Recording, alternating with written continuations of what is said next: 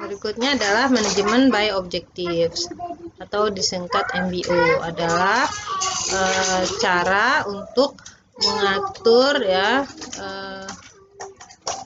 upaya-upaya orang dalam satu organisasi dan memastikan keterlibatan aktif dan koherensi dalam proses perencanaan.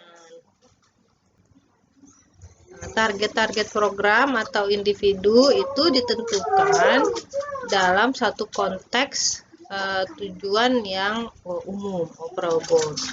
Kemudian tujuan target-target tujuan ya,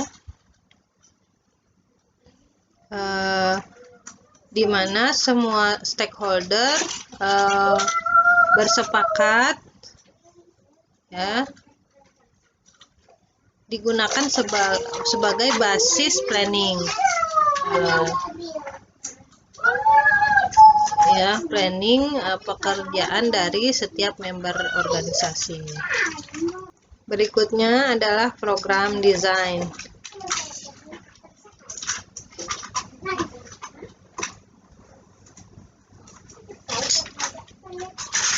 Program design ini ya, ini bisa kita lihat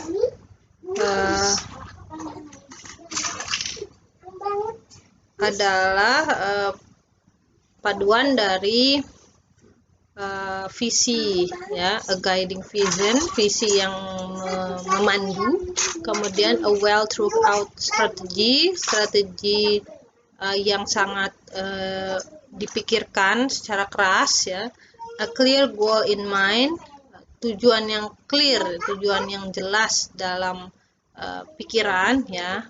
Nah, semua itu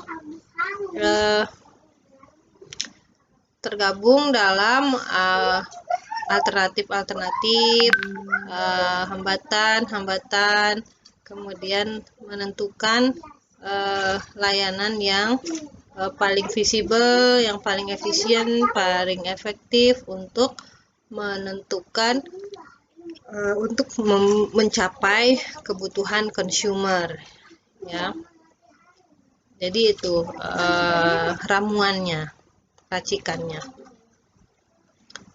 Nah, bagaimana mengkonseptualisasikan program?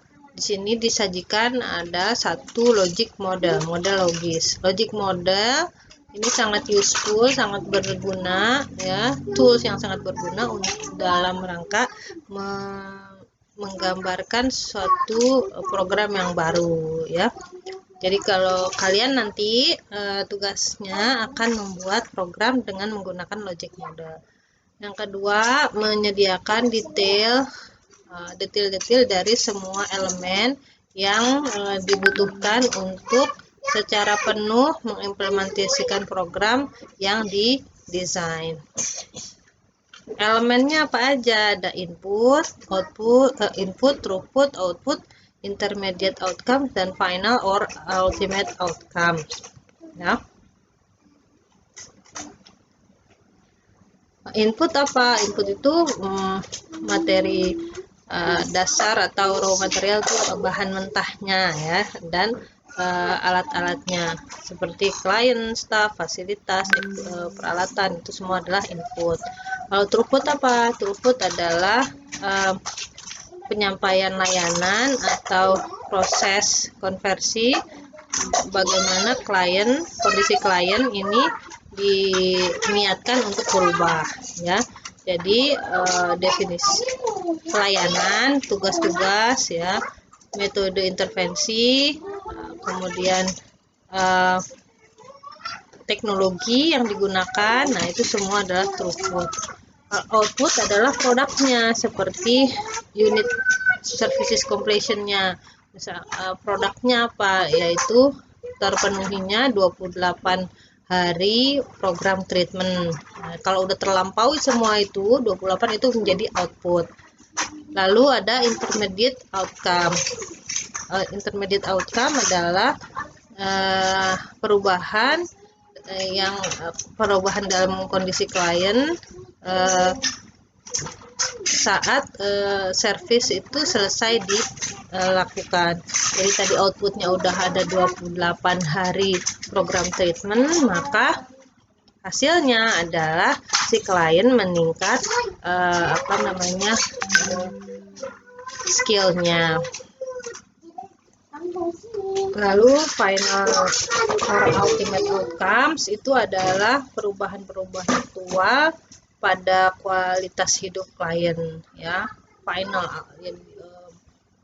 ya, outcome, hasil yang paling ujung ya, yang diharapkan yaitu perubahan pada kualitas hidup manusia. Jadi kalau di sini contohnya adalah program treatment,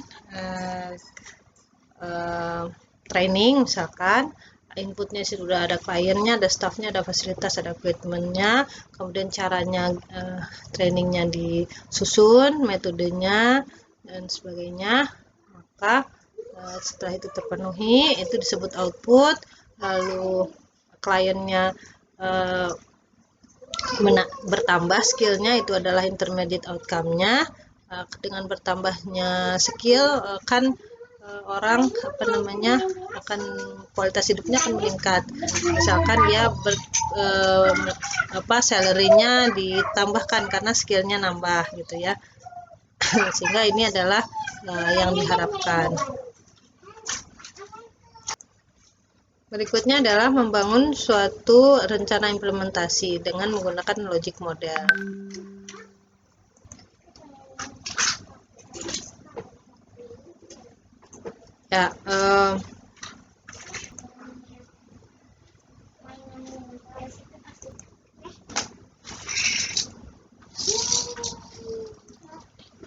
Ya, ketika target-target dan metode-metode yang umum atau layanan yang digunakan itu sudah diidentifikasi, maka seorang atau para perencana harus memulai untuk melayout suatu program aksi yang dapat menyediakan implementasi bagi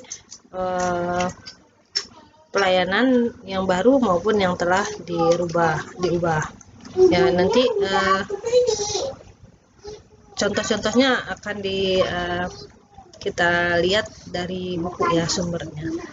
Lalu berikutnya adalah developing an evaluation plan. Berikutnya adalah membangun suatu rencana evaluasi. Perencana harus bisa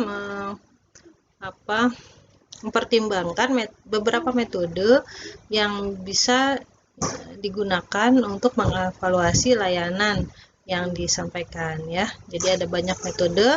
Si planner nih ya, kita sebagai orang yang merencanakan harus bisa memilih dan memilah dan mempertimbangkan yang mana yang akan dipakai. Nah, berikutnya adalah marketing. Di ujung sana, setelah program sudah didesain sedemikian rupa, setelah didesain program, maka program itu harus dipasarkan ya, harus dikemas dalam bentuk marketing program. Marketing dalam HSO dalam hal ini unsur-unsurnya adalah public, product, price, place, and promotion ya. Ada publik yang kita menjadi target marketing kita ya, yaitu masyarakat luas ya, atau orang-orang yang memang kita targetkan menjadi klien ataupun masyarakat luas yang memang kita kita jual tanda kutip program kita pada mereka. Kemudian produknya apa ya, program itu sendiri. Misalkan programnya training, produknya adalah tadi setelah keluar dari program training ini, maka klien akan mahir dalam hal apa untuk produk. Price harganya, kalau memang ada harganya disebutkan harganya, kalau tidak ya free gitu ya.